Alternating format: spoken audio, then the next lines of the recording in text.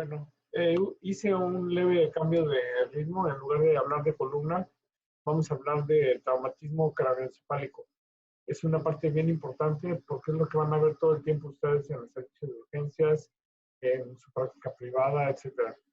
Entonces, aparte de que esta plática la van a poder ver otra vez cuantas veces quieran, ajá, eh, en el YouTube. Aparte, la información viene en la página de Radiology Assistant.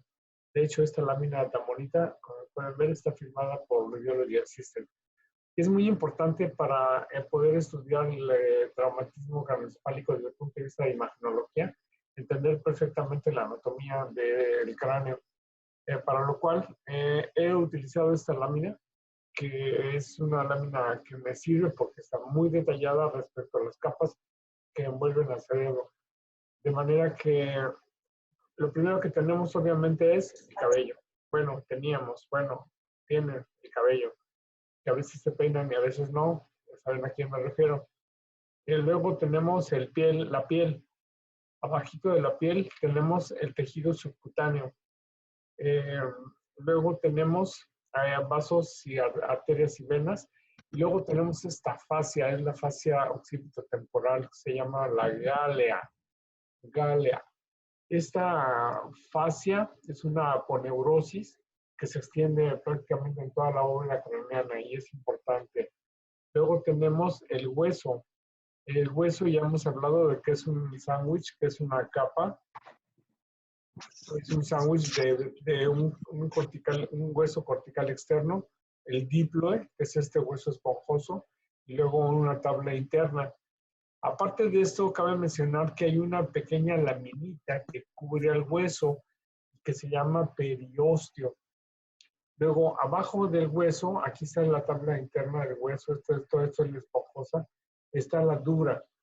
La dura resulta que no es una, en realidad son dos láminas de la dura, una dura parietal y una dura visceral, eh, como la pleura.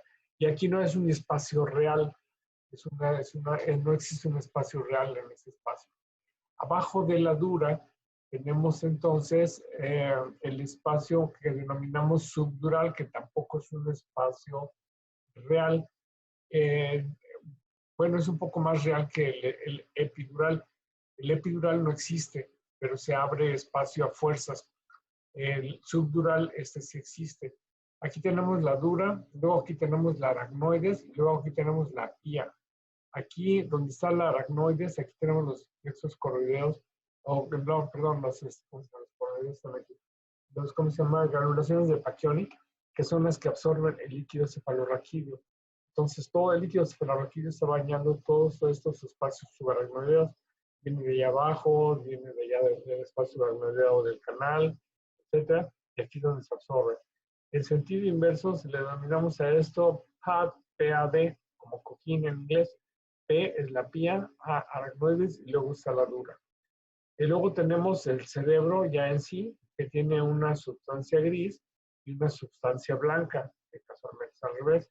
Luego tenemos el epéndimo, acuérdense del epéndimo, son estas células que separan el líquido cefalorraquídeo del cerebro.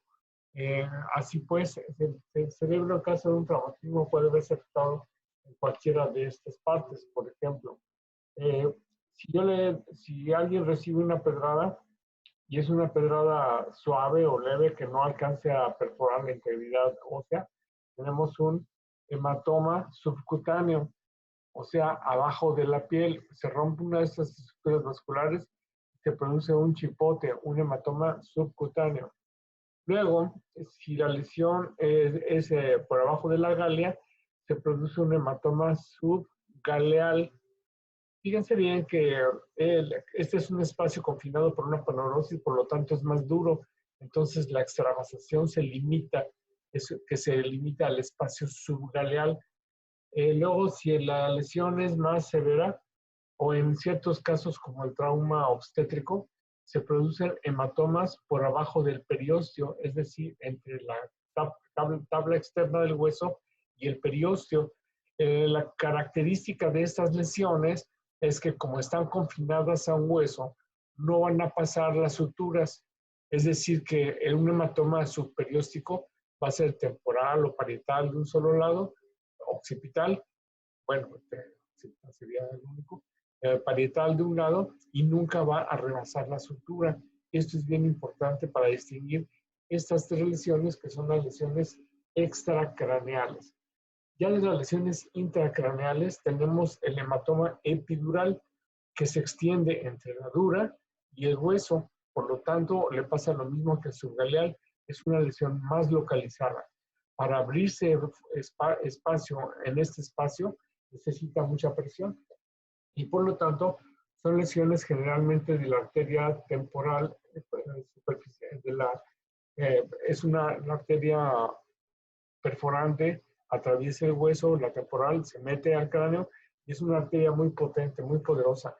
Y entonces en los hematomas epidurales suelen ser de tipo arterial, y por lo tanto son también localizados, comparados con los hematomas subdurales que se abre al romperse uno de estos vasos, que pues suelen ser venosos, se extiende en forma más amplia. Esa es una característica importante. Luego tenemos las hemorragias subaracnoideas, que bueno, la hemorragia subaracnoidea, ya estamos hablando de subdural, de subaracnoidea, que acuérdense que solo se puede ser producida por dos causas. Una de ellas es el trauma y la otra es la ruptura de un aneurisma. Por eso es importante considerarlas cuando el paciente no tiene antecedente traumático, hay que descartar aneurisma con angiotac. Luego tenemos la hemorragia subependimaria, es decir, la hemorragia que se extiende por abajito del epéndimo y lo diseca de alguna manera. Algo parecido a lo que hemos visto con algunos tumores subependimarios, que como los linfomas, que no son muy frecuentes, pero su morfología es bastante, o más bien su distribución es bastante característica.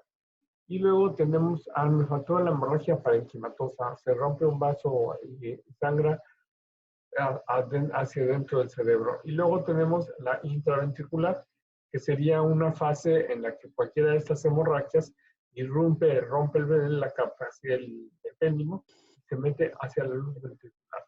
Y se puede dispersar o quedarse en el tercer ventrículo, o puede irse a las astas occipitales, a la parte más declive, etc.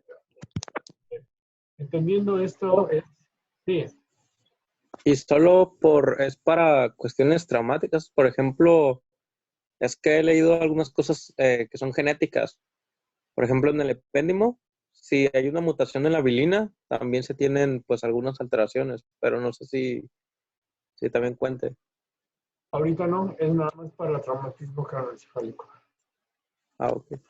O sea, eso habría que analizarlo como patología de la región subependimaria y dentro de las patologías incluye el traumatismo craneoencefálico. Pero esa clase la estoy enfocando básicamente a trauma, es un taller de trauma. Gracias. De las lesiones extracraneales, entonces explico otra vez. Una es el chipote, es lo que se conoce como caput succedaneum. Esto sucede en el trabajo de parto prolongado, cuando la cabeza del bebé está chocando de forma continua contra el perineo materno. Por alguna razón se le hacen este tipo de chipotes. Este chipote, de las dos lesiones posparto, que son el caput y el cefalohematoma, esta sí rebasa la línea media. ¿Por qué? Porque esta lesión es básicamente de la piel.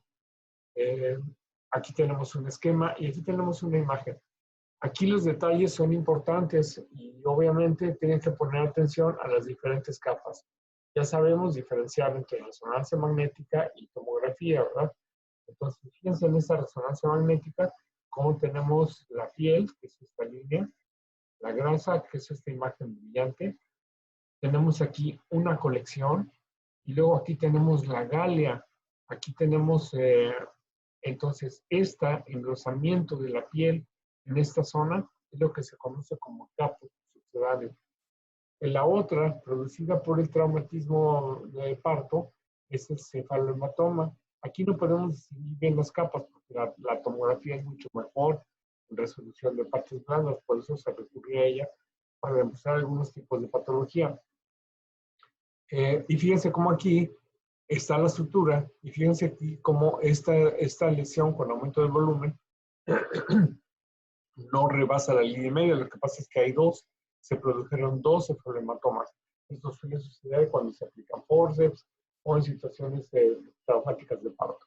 Generalmente resuelven espontáneamente y no tienen mayor complicación. Y luego tenemos la hemorragia subgaleal. Fíjense aquí, vamos a ver la piel, la grasa, la aponeurosis. Vean aquí cómo se extiende la aponeurosis de aquí se separa muy bien. Y aquí tenemos la lesión, aumento de volumen por abajo de la galea. Entonces es una hematoma subgaleal. Estas son las 3 lesiones extracraneales que hay que tener en mente. Por ejemplo, esta. Aquí vamos a ver varias imágenes, pero en esta primera nos salta a la vista que hay solución de continuidad de la piel. De hecho, hay falta de piel, lo que se conoce como escalpe. Hay una pequeña fractura en la región frontal izquierda y aumento de volumen localizado. Está localizado esa región, fíjense que eso no se extiende hacia el aspecto lateral temporal.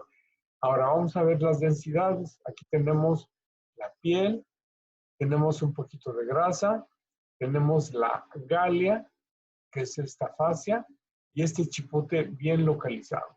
Entonces es un hematoma subgaleal. Ahora lo que vamos a ver es una lesión hiperdensa que ocupa todas las cisternas basales. No está dentro de los ventrículos. Vean que la cisterna, vean que las astas temporales y el cuarto ventrículo y el tercer ventrículo tienen densidad normal. Esto corresponde a una hemorragia subaracnoidea. Esta es de las más claras que puedan ver, es de aquí para abajo. Es decir, que a veces las hemorragias subaracnoideas son muy sutiles. Tenemos que estar pendientes de eso. Esta hemorragia que ustedes ya han visto con repetidas ocasiones durante el curso, que por su forma de semiluna es una hemorragia subdural. Acuérdense que corre ampliamente. Y aquí tenemos una imagen hiperdensa que va alrededor de los ventrículos, que es subependimaria. Aquí tenemos una lesión, más bien múltiples lesiones hiperdensas intraaxiales en ambas regiones frontales. Nótese que no se ven los ventrículos porque hay importante edema cerebral. Esto se conoce como daño axonal difuso. Es una lesión muy tremenda clínicamente porque ahí hubo una distorsión, generalmente es golpe y contragolpe, en el que se produce un desgarramiento de los tractos fibrosos de las conexiones de los axones y rompe, desgarra. Estos son pacientes que tienen un pronóstico malo, son pacientes que frecuentemente llegan en estado de coma y se descerebran rápidamente. Entonces, múltiples lesiones que describimos a veces como petequiales, cuando son así puntitos muy finitos, blancos, sutiles, pero sí que son hemorragias múltiples parenquimatosas o intraaxiales frontales. Luego tenemos la hemorragia parenquimatosa. Vean, esa es una hemorragia muy extensa también en el hemisferio derecho, que produce asimetría ventricular, que tiene halo hipodenso de edema alrededor de la lesión. Son generalmente hemorragias hipertensivas, eventos vasculares cerebrales. Aquí tenemos un hematoma epidural, que a diferencia del subdural es una lesión más contenida en un espacio menos amplia y generalmente bien delimitada, ya que digamos que esta es una lesión que se abre a fuerzas en un espacio que no existe. Y finalmente tenemos la hemorragia intraventricular. Es importante mencionar que en algunos casos puede haber la combinación de varias de estas lesiones. Es decir, que aquí las estoy presentando separadas, pero pueden coexistir y eso hace más difícil el diagnóstico. Entonces aquí tenemos los títulos de las lesiones de las que hemos previamente descrito. Luego vamos a revisar las lesiones de baja densidad, las lesiones hipodensas, para lo cual recurrimos a nuestra tabla de densidades que todos dominamos a la perfección, en donde sabemos que el agua se encuentra entre el 0 y el 10 unidades Hounsfield, con un tono de gris intermedio. Por abajo del agua solo tenemos 2 densidades con valores negativos, que son la grasa y el aire, que es negro, negro, comparado con la grasa, que es menos negra. Sin embargo, la visualización depende de la ventana que estemos utilizando. El cerebro mide alrededor de 30 unidades Hounsfield. La hemorragia ya sabemos que mide 50 a 60 unidades Hounsfield. Medio de contraste, calcio y lo demás ya saben que es hipertenso. Así pues, vamos a empezar a ver esta lesión. En primer lugar, tenemos aumento de volumen de la piel en la región frontal que respeta la piel y el tejido subcutáneo. Por lo tanto, eso es una lesión subgaleal. Y luego tenemos múltiples lesiones hipodensas que bañan o más que, es decir, que se expanden en donde circula el líquido cefalorraquídeo. Por lo tanto, esto es aire en espacio subaracnoideo.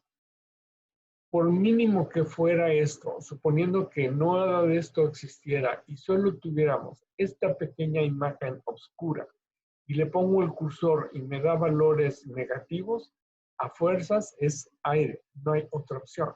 Y una burbujita de aire en el cerebro es anormal en cualquier circunstancia. Por lo tanto, en la presencia de esto que denominamos neumoencéfalo, tenemos que corresponde a una fractura en alguna parte de la integridad de la dura. Se ha roto la dura en alguna parte. Tenemos que buscar una fractura. Si no la encontramos con una ventana ósea, con mucho detalle, buscar todo el hueso y explorar la base del cráneo, que es donde frecuentemente están estas lesiones. Por otro lado, aquí tenemos otra lesión. Fíjense que a pesar de que se ve igual de negra, tendría valores negativos, pero vamos a decir que tiene menos 100 unidades Hounsfield. Entonces no queda la opción más que sea grasa. Y si es grasa, en un espacio confinado, es un lipoma. Los lipomas ya hemos visto que pueden darse prácticamente en cualquier parte del cuerpo. Ahora, aquí tenemos otra lesión. Esta lesión es en la región temporal o temporoparietal, es más bien parietal izquierda. Fíjense varios detalles. Uno, no es de valores negativos. Si medimos el parénquima cerebral que mide 30 o 40 unidades Hounsfield y esto me mide 20 unidades Hounsfield, quiere decir que es edema. Y este edema es el resultado de una lesión vascular. O sea, se trata de un infarto. Como ya hemos mencionado siempre, los infartos tienen un patrón geométrico, como se puede ver en este caso. Entonces, los infartos agudos en las primeras 3 horas o 4 horas no se ven. Se pueden ver únicamente cuando hacemos estudios sofisticados como estudios de perfusión, ya sea con tomografía o resonancia magnética. Pero después de las 3 o 4 horas, o sea, un infarto subagudo, ya lo vamos a ver como una lesión hipodensa con patrón vascular, dependiendo del territorio de la arteria que se ha tapado. Luego tenemos otra lesión. Fíjense que también es una lesión hipodensa, pero su densidad está entre la del aire y la grasa y la del edema cerebral. Esta vamos a suponer que mide 10 unidades Hounsfield. No nos deja opción más que sea líquido. Curiosamente, también tiene un patrón geométrico.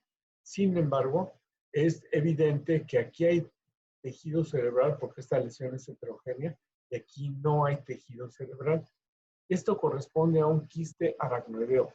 Los quistes aracnoideos se desarrollan generalmente en el proceso embriológico. Por alguna razón, una pequeña arteria no se desarrolla, se tapa o se trombosa, o por alguna razón no sucede. Y entonces deja de haber cerebro en este sitio porque no tiene vascularidad. Y ese espacio tiene que ser ocupado por algo que en este caso es líquido cefalorraquídeo. Se llaman quistes aracnoideos. Hay de varios tipos, de varias localizaciones, de varios tamaños, y eso ya sería otro tema. Hay que mencionar también aquí que cuando un infarto se hace viejo, cuando se hace crónico, el tejido cerebral muerto se encoge, se fibrosa, se encoge. Y entonces ese espacio lo ocupa, igual que aquí, líquido cefalorraquídeo, produciendo lo que conocemos como un quiste porencefálico o porencefalia. Luego tenemos otro tipo de lesión, un poco más difícil de ver, porque si se fijan, tenemos sendas lesiones hipodensas en el espacio subdural de la región frontal izquierda y frontal derecha. Esta lesión sería muy difícil de ver si no fuera por esta fina línea blanca que corresponde a las meninges. ¿Y por qué vemos las meninges? Porque se administró medio de contraste. Sin medio de contraste, estas lesiones se pueden ir, se nos pueden escapar fácilmente. Se trata de hematomas subdurales subagudos. Entonces ya sabemos que la sangre extravasada en forma aguda es blanca o hiperdensa, pero que esta va a ir bajando su densidad conforme viene el proceso de degeneración de los eritrocitos. Y entonces se pueden llegar a producir lesiones isodensas o hipodensas, moderadamente hipodensas, como esta lesión. Y ahora tenemos otra lesión hipodensa también. Si comparamos estas 6 imágenes, hay otra que se le parece, que es esta. Pero esta lesión ya es mucho más oscura, tiene mucho efecto de masa, muy extensa y es también resultado de un infarto de la arteria cerebral media derecha. Entonces, estas son las lesiones que tenemos que tener en cuenta. Neumoencéfalo, lipoma, infarto subagudo, infarto crónico, quiste aracnoideo y hematoma subdural bilateral subagudo. Si yo les pongo esta imagen y nada más me dicen que tiene un hematoma, es como decir que el paciente está malito. Si me ponen que tiene un hematoma subdural, está mala la respuesta porque son 2 hematomas, tiene que ser en plural. Y hay que estar muy atento a este tipo de diagnóstico. Y es tan importante que ustedes pueden ver una tomografía sin urgencias, si no tiene la interpretación del radiólogo, dan de alta al paciente y el paciente muere en su casa y pueden ustedes ser sujetos de demanda, aparte de que han cometido un error muy grave. Luego tenemos la hemorragia subaracnoidea. De la hemorragia subaracnoidea de la que ya hablamos es aquella que daña los espacios por donde circula el líquido cefalorraquídeo. Estos espacios, estas hemorragias pueden ser sutiles, hay que estar muy atentos. En la clínica, generalmente el paciente que no es por trauma es un paciente que requiere cefalea intensa y entonces hacemos un ataque y encontramos un poco de edema cerebral, es decir, ventrículos pequeños, poco de visualización de las circunvoluciones porque hay edema cerebral y entonces vemos estas imágenes hiperdensas. Decimos, ok, mi paciente tiene una hemorragia subaracnoidea. La siguiente cosa que tenemos que hacer es decir qué grado de severidad es su hemorragia, para lo cual existe una escala de Fisher, que se conoce como escala de Fisher, que hay 2, la anterior, que era la convencional, y esta conocemos como la modificada, que se divide en 4 grados, como pueden ver en esta gráfica. El grado 1 es una hemorragia subaracnoidea leve, mínima. No hay sangre intraventricular, no hay sangre parenquimatosa. El grado 2 tiene hemorragia subaracnoidea y ahora ya hay un poquito de sangre intraventricular. Ojo con los plexos coroides que son calcificados. Si no es calcio, es hemorragia intraventricular. El grado 3 es una hemorragia muy extensa, difusa, fíjense, ya es muy grueso, como la primera que vimos, hemorragia en las diapositivas anteriores. Hay sangre en el espacio subaracnoideo intenso, lesiones muy gruesas, generalmente más de 5 milímetros, pero no hay sangre intraventricular. Y luego tenemos una hemorragia grado 4 con grandes espacios de hemorragia subaracnoidea con grandes cantidades intraventriculares. Aquí está hemorragia intraventricular. ¿A qué corresponden estos círculos rojos? A las posibilidades, el grado de posibilidad que tienen estos pacientes, si han tenido un aneurisma y se rompió, de producir vasoespasmo. El vasoespasmo es la complicación más grave de la hemorragia subaracnoidea y también de los aneurismas, porque el vasoespasmo lleva a la hipoxia. La hipoxia va a llevar a la muerte cerebral, muerte neuronal y muerte cerebral. Lo que nos están representando estos grados de hemorragia es el porcentaje de posibilidades de que cada uno de estos grados de hemorragia hagan vasoespasmo. Y esto es lo que hay que prevenir con el manejo médico para evitar el edema cerebral que le sigue e identificar dónde está el aneurisma que sangró o los aneurismas que sangraron para que el paciente no vaya a fallecer en el siguiente hemorragia. Por otro lado, ¿de qué se muere un paciente con un tumor cerebral o con una hemorragia? Se muere por las herniaciones que se producen en el tejido cerebral. El choque del tejido cerebral contra una estructura más densa como son la falx del cerebro, o sea, la hoz del cerebro, o la tienda del cerebelo, o el agujero magno, es lo que mata al paciente. De esta manera podemos entender 4 tipos de lesiones de herniaciones. Bueno, hay un quinto tipo que sería la herniación extracraneana, cuando hay solución de continuidad y el cerebro se sale, que también es lesión más o menos frecuente. Pero de las 4 lesiones que vamos a ver, miren, la primera es la lesión que sucede a través de la hoz del cerebro. Imaginemos un hematoma epi o subdural, recordando que los epidurales son más agudos, más intensos, producen más presión focal sobre una parte del cerebro, producen este tipo de compresión, y el cerebro, que es como un budín, un poquito más denso, choca contra una hoz del cerebro que a veces está calcificada, y entonces se hernia, se produce esta herniación. Aquí tenemos un ejemplo en este corte axial con medio de contraste. Tenemos una lesión hiperdensa con halo de edema y vean cómo se está produciendo la protrusión del tejido cerebral del hemisferio izquierdo hacia el lado derecho. Esta es una hernia transfalcina o subfalcina a través del falx o de la hoz del cerebro. Luego tenemos 2 hernias que son transtentoriales, que son la hernia del uncus y la hernia transtentorial central. Aquí tenemos 2 ejemplos. Esta se aprecia mejor en un corte coronal. Aquí tenemos la tienda del cerebelo, que es esta lesión hipointensa porque es resonancia magnética. Y fíjense cómo el tejido cerebral se está protruyendo, aquí menos y aquí mucho más. Esta es una hernia del uncus. El uncus, que quiere decir gancho, no es más que uno de los giros del hipocampo. Son pacientes que presentan las lesiones del hipocampo, son lesiones que generan convulsiones extensas, etc. Y entonces aquí tenemos una hernia del uncus. Aquí tenemos otra hernia a través de la tienda del cerebelo, pero es de tipo central. Entonces, una hernia transtentorial, pero de tipo central. Estas 2 son transtentoriales. Y finalmente tenemos una hernia, que es una de las más frecuentes, de las más graves. Tenemos una resonancia magnética en un corte sagital.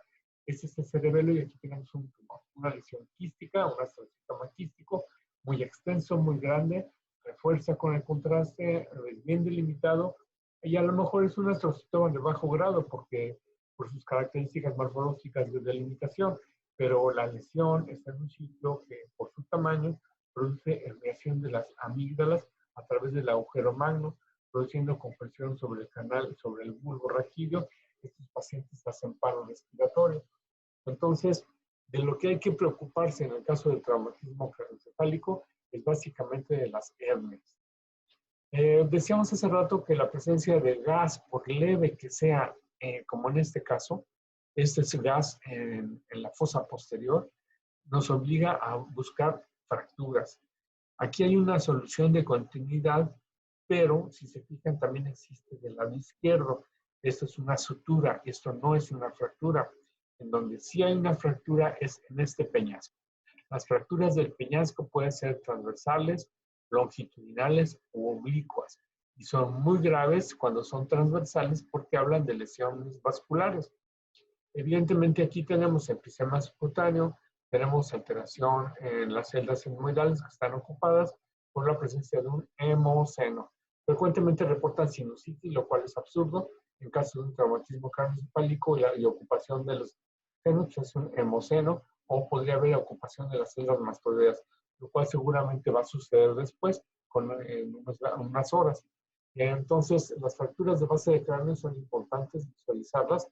Tienen signos clínicos característicos como son los ojos morados, ojos de mapache por el sangrado que hay, por el traumatismo, hay que buscar integridad del arco cigomático, etc.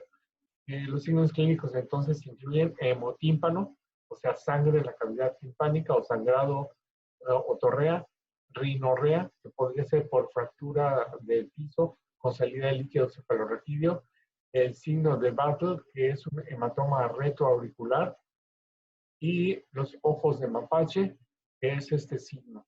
Si no saben lo que es un mapache, ahí está, les presento un mapache. Aquí tenemos una pieza quirúrgica de una fractura de base de cráneo del hueso temporal derecho. Bien, decíamos que a veces coexisten las 2 lesiones, como son estas 2 lesiones, Tenemos un hematoma epidural por su morfología y un hematoma subdural. Nótese que tienen diferentes densidades.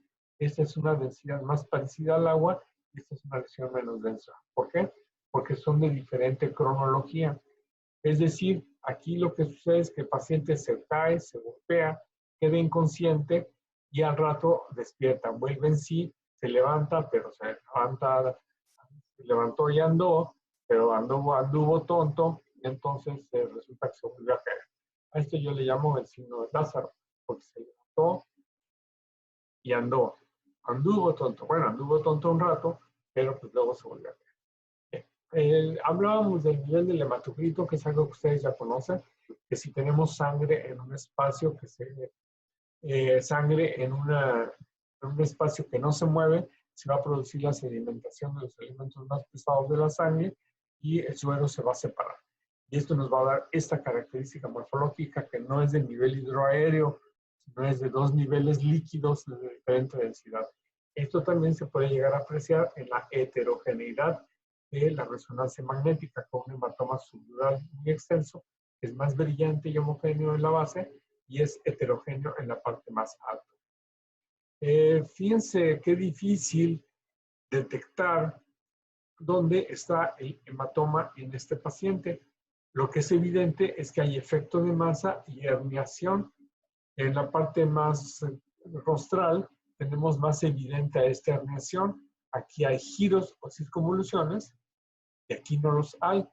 Administramos contraste para delimitar. Cuando hay sospecha metemos contraste, delimitamos las meninges y ahora sí podemos ver las meninges separadas y un hematoma. Aún así puede pasar por negativo, puede decir que nada más es una contusión. Este paciente fue a resonancia magnética y sorpresa. Tenemos un extenso hematoma subdural izquierdo. Este es el corte coronal. Aquí está el hematoma subdural y un pequeño hematoma epidural derecho. Estos hematomas pequeños laminares se denominan, pueden ser no quirúrgicos, depende del grado de compresión que estén produciendo y la clínica. Pero fíjense, ahora sí, con el retroscopio, podemos ver aquí esta imagen hiperdensa que corresponde a este pequeño hematoma epidural. Cuando hay una fractura, nos interesa el grado de separación de los fragmentos, porque si están muy separados, la fractura no va a consolidar y aparte puede producirse una protrusión de las meninges que protruyan y produzcan una lesión que se conoce como quiste leptomeningio. Es una de las complicaciones tardías de una fractura de bordes separados. Entonces, quiste leptomeningio es una de las complicaciones. Casi para terminar, mostramos un tipo de lesión muy rara, difícil de observar únicamente en los cortes axiales. Es un hematoma que está por delante de este hueso que se conoce como el clivus.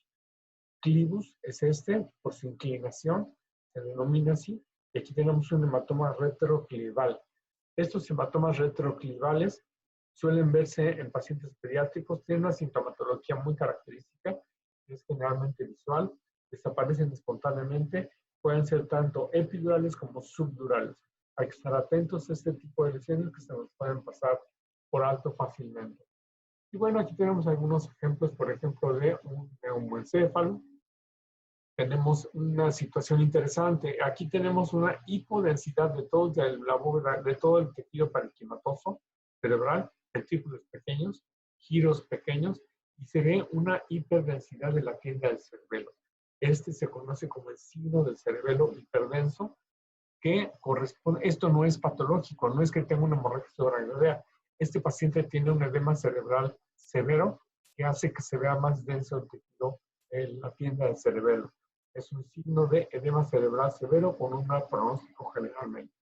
Respecto al trauma facial y trauma orbitario, hay que estar muy atentos a las fracturas de órbita, con protrusión por explosión, blowout que se llaman, fracturas complejas que comprometen la visión, hay que ver la estructura del nervio óptico, etc.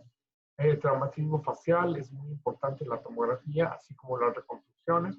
Había otro tema diferente a tratar, el traumatismo facial.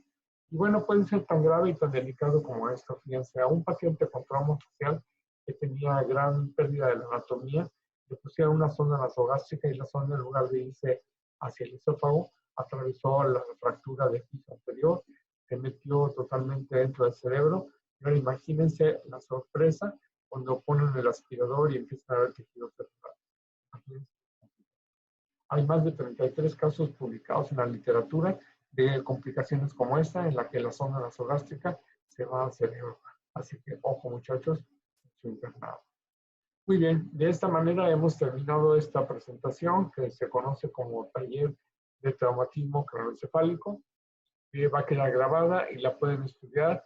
Ahora sí, nos vemos mañana para columna. Voy a trabajar sobre esta presentación para hacerla más bonita. ¿Alguna pregunta o comentario que tengan? Aunque creo que ya se va a cortar esta cosa. Doc, Sí. ¿ya ve lo que dice del taller de que puede ser 2 personas o una persona?